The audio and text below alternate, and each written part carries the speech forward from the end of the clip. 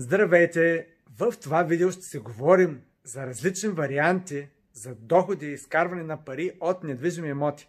Като недвижими имоти включва не само апартаменти, а включва търговски площи, включва земеделска земя, включва дори и закупуване на дялове в инвестиционни фондове, REITs за недвижими имоти, които инвеститорите купуват дялове и след това получават дивиденти.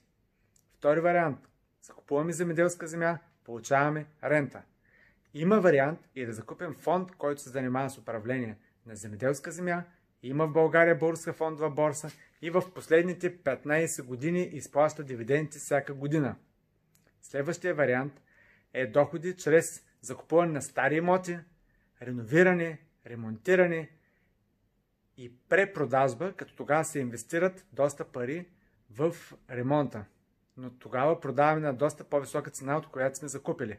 Следващия вариант за доходи е чрез отдаване на паркинг, такси за паркинг, такси за монтиране автомати или за рекламни площи. Това обикновено става въпрос за търговски имоти.